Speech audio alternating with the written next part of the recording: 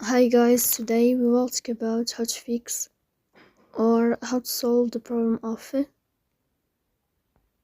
update on the application of Stumble Guys. We click on settings. In this page we click on apps, default apps, app settings. In this list we'll search about the application of Stumble Guys and we click here in this window. In this page of app info we click on first stop and we click OK.